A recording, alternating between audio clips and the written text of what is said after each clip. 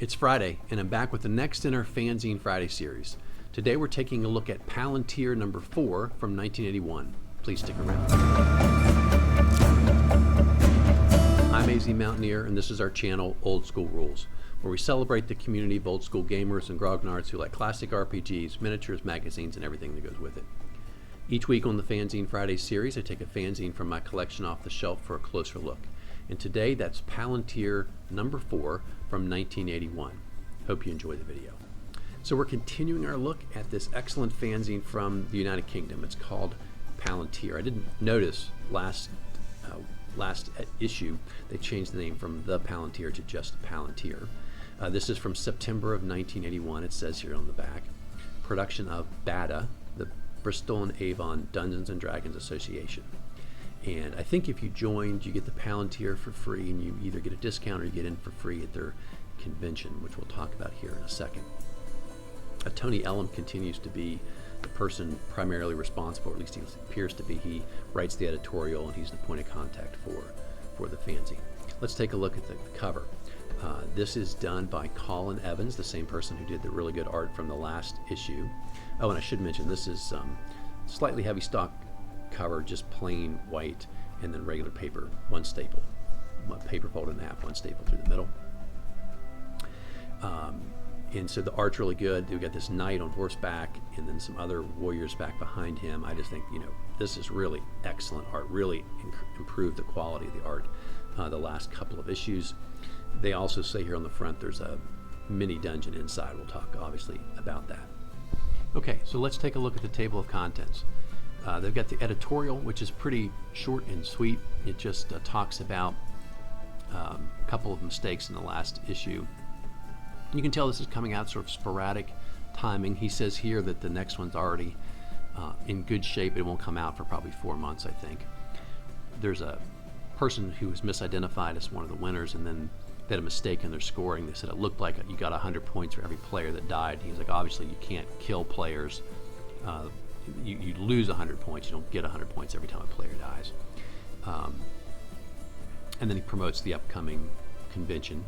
There's a full-page advertisement for this convention that they host, the Bristol Avon Dungeons and Dragons Association, or BADA, and they have Bacon, Bristol Avon Convention. It's coming up at the end of the month in September. This comes out in early September. Dungeons and Dragons, Traveler, RuneQuest, board games, including Divine Right, Kingmaker, and Valley of the Four Winds. And then a couple of competitions. There's a miniature competition and a dungeon competition. I thought the prizes were kind of interesting. So for the miniatures competition, a Grenadier model set, some GMI figures, or a Balrog figure. For the dungeon winners, you got the Fiend Folio, which is the new TSR book that came from the United Kingdom with new monsters. A dungeon module, doesn't say which one, or a copy of Dragon magazine. Those were the prizes. Playing D&D's discussion of alignment. Constructions for dungeons is a new idea for a room. Figures, just a discussion of miniatures. Better dungeon mastering. Reviews of a couple of products. The Resting Place of Tarnos is the adventure. Check for Traps is about traps. Smash and Stab Extra is the final installment where he's discussing and giving you details about what these different types of weapons are. And then Traveling is for Traveler, and it's a new type of spaceship that's sort of like a rescue spaceship for use in your game. Some similar folks, Tony Ellam, D.L. Brown, Brian Betts, have been contributors of each issue here for the last 2 or 3 issues at least.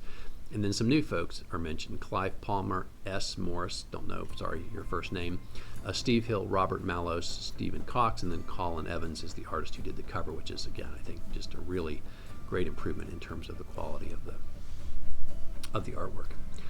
Playing Dungeons and Dragons is a discussion of alignment. It's a great topic. It's one that is sort of timeless. I think people still, who play first edition at least, still, consider what to do with alignment. How important is it? Do you really have to play there? Are you penalized? Does your alignment get changed if you don't follow it? And what the heck do all these different options sort of mean, right? Because the way they did the grid system, you have 9 different options. So these are his thoughts. A chaotic evil, he says you're out for yourself and you enjoy being nasty. Lawful good, he says, is hard to play, mostly for the paladins. Only attack and self-defense, won't steal, don't use poison. I think those are spelled out in the rules.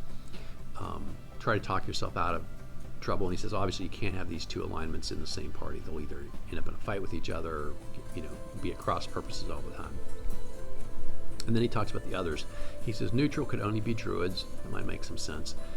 He says they're above the fray. They won't get involved unless something affects them. I'm not sure if that's quite right, in my opinion.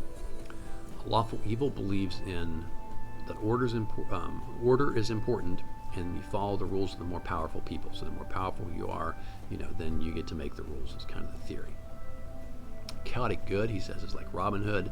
He says, you don't want to follow rules. You don't want anybody else telling you what to do, but you do believe in trying to do good, and you don't like people who are trying to impose order on everybody else. And he says, and those are the easier ones. Now we get into these ones that are all sort of in the middle, and they're harder to describe. Neutral good, he says, the intentions and the good outcomes are what's important. How you get there doesn't really matter, and they're really basically against evil. Neutral evil, he says, is nasty. They don't care about law. They don't care about order. They just want to sort of be focused on themselves and doing bad things. Maybe, I'm not sure. That is kind of a hard one, I guess, to think about. Lawful neutral says, doesn't matter good or evil. They really just believe in, they like order, they believe in order. So the rules are the rules, the laws are the laws, and you just follow them sort of, I don't want to say blindly, but, without really trying to contemplate the metaphysical, what is good and what is evil, I guess. Chaotic neutral really likes chaos. They are opposed to order, they're opposed to laws. They don't really care about good or evil. They're not trying to hurt people. They don't necessarily enjoy hurting people, but they sort of want no law imposed, and everybody can just do whatever they want, kind of theory, I guess. So that's, it's a good article. It's a good topic, and it's sort of, like I said, some of the articles in here are timeless, right? The graph paper makes this one look really funky. It's with my eyes and looking at the paper copy, it's just one of those grids that has tiny lines, and then sort of every 5 is a thicker line, but it comes out looking like these funky stripes on the computer. So this is just a unique room, and so I like it. It's a spoiler for Dungeon Masters. Don't let your players listen to my videos, right, if you're going to use these ideas. It's a circular room with 4 exits, north, south, east, west, and it turns slowly. So I think every one revolution every 2 rounds. So you got to track the segments when they come in, and then what happens is it moves if the weight changes from what's in there right now. And in the middle, these little circles are big stones and little stones that are different weights and different density. Each one's a different, there's like black, white, light gray, and dark gray. You can make them any colors you want. And the darker the color, the denser the material, and thus heavier. And so when characters come in, it imbalances, the perfect balance is there now, and you have to get these stones out in order to reach equilibrium, so it'll stop spinning. And they say, well, not only does it spin, but it goes up and down, right? And you could decide how to make that work too. And so anyway, the characters got to figure out the trap. They got to figure out to get some of these stones out to get the weight balanced, and so there's some math involved. You have to know exactly how much your characters weigh, and so I'd probably figure out a way to shorthand that, because that seems really complicated. But the general idea, I think, is quite clever, and it's a unique one, at least one I hadn't seen before. Figures are talking about miniatures, and he's basically saying he really suggests you should use them. He thinks it brings a lot of extra interest to the campaign. He says, the key thing for your characters is find one that your players like for their character. It doesn't matter if it says on the box it's a cleric and it's a fighter, whatever. He says, but find one that they like. He says, and do a good job of painting. Some figures, if you look at the detail, are going to look better when you get done painting them than others. And so he's just really encouraging people to add this into their play experience and their hobby. Okay, Better DMing by Tony Ellam. And this is a great, again, timeless tip. And he talks about where you open the door and the dungeon master starts to describe, as if you had a bright light, he starts describing the entire room, everything you see. And then, he's talking about, in his example, the thief rushes in because he sees a chest. And he's like, oh, well, then you get attacked by the zombies. And, the character, of course, is like, well, what zombies? You didn't mention any zombies. And so he talks about not giving your characters this detailed visual unless it's a situation where they both have the time to see that, and they're taking the time to see that, right? And most importantly, he said, don't forget about the other senses. What does it feel like? Is it hot? Is it cold? Is it damp? Is it dry? What does it smell like? Like if there's zombies inside a closed room, it's going to stink, right? Because they're rotting flesh. That's probably the first thing you notice when you open the door is the smell. So he's like, don't forget the sound, smell, sensation, hot, cold, damp, that kind of stuff. And really bring that to life and make sure you describe the things that hit them first. So in this case, you open the door, there's a putrid smell of rotting flesh or death comes from within. As you scan, maybe, you see these figures starting to move. I'm assuming the zombies are moving. And so obviously you'd wait to see the tapestries on the wall and the 4-poster bed and the chest, like until maybe after the thing trying to eat you had been defeated. So great tip for all dungeon masters is just thinking about how you describe your rooms and trying to think, well, what if you were really there? Like what would your senses, right, give you in terms of feedback? It'll make your adventures more alive and more engaging for the player. So it's a great tip. His reviews are of Divine Right and Fiend Folio. S. Morris does Divine Right. Tells you a little bit about the game, says he really likes it. And then Clive Perot, or I think that's right, does the Fiend Folio review, which is the latest set of monsters, and he likes it quite a bit too. When we started playing as kids, my brother, just because of when his birthday came along, he got the core books, and so the first book that was given to me that was my gift was the Fiend Folio. So I've always had a special fondness for that, and I really like that book a lot. Okay, let's talk about our adventure. This one is quite good.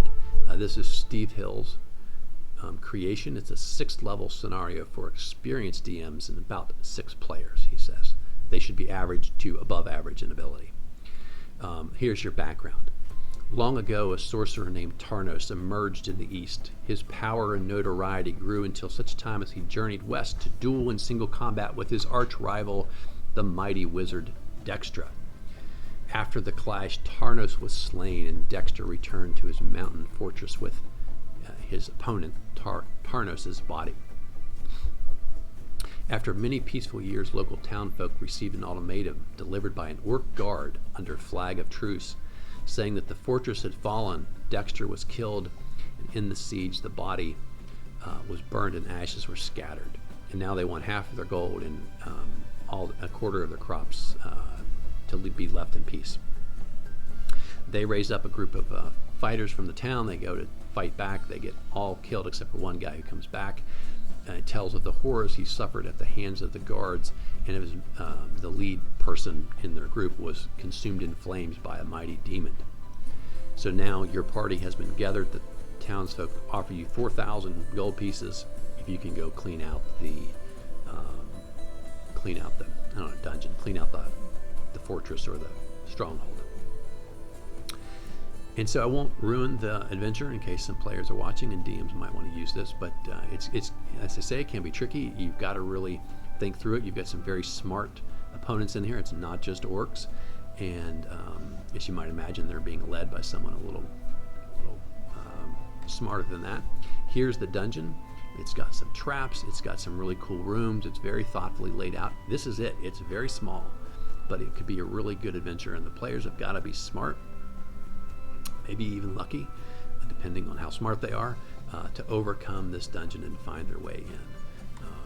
So it's probably, if you wanted to expand on it a little bit with some encounters along the way, do the role playing in the town, I mean, it could be an evening session, but certainly not more than that. But it'd be, I think, a really good one. And so big thumbs up to Steve Hill for his creation here. All right, Check for Traps is by Robert Malos and Stephen Cox. And this is for the younger dungeon master, or maybe just the dungeon master who's not coming up with a good idea. This is a sort of very theoretical explanation of traps. So they start like this. They're like, look, there are poison traps. That could be gas, that could be contact poison, invasive poison from a wound, or it could be on a treasure like a mislabeled potion or armor or cloak, something you put on that has, that poisons you. And then of course they say this could be in a room, in a chest, on a piece of treasure. And you have magical traps like ruins, animated guardians, Aegeus, teleport, force field, triggered offensive spells, a stasis like where your character ends up frozen, cursed treasure, or some type of an explosion. You could have monster guardians, right? Obviously in the room or inside a chest, depending on how big the chest is.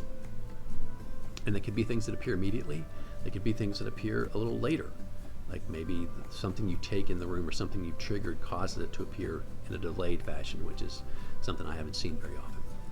You can have mechanical traps. These are pits, deadfalls, projectiles that come out of the wall, rooms that change their position,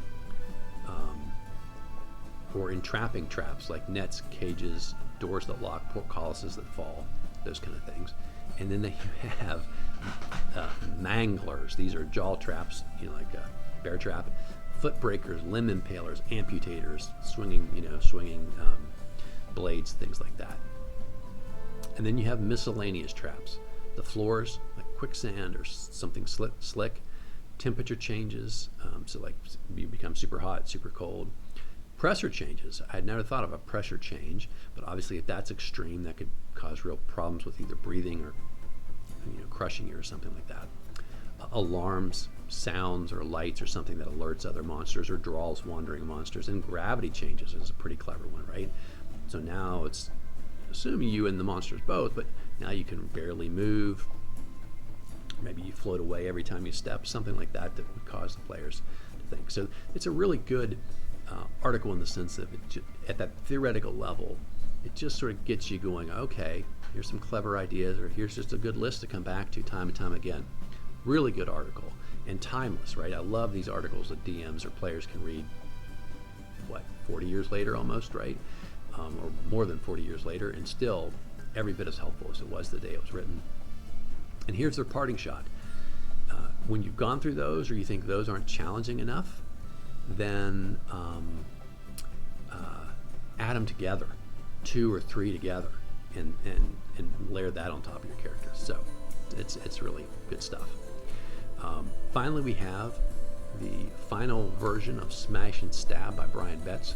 We've got the bow stick, which he says is a correction. He says that's a Japanese name for quarterstaff. The dart, he talks about that, right? It's not the darts you play at the local bar. It's a very different kind of weapon.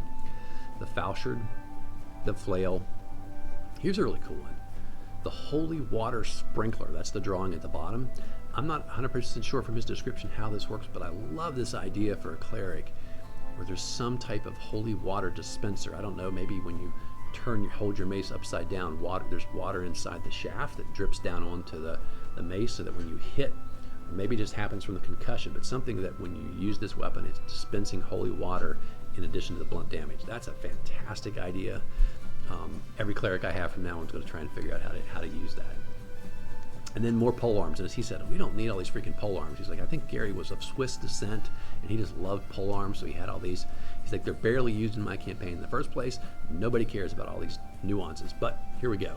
We've got the glaive gisarm, which is the big butcher knife with the hook and the spike. The gisarm, which is basically curved with a little bit of a hook and a spike.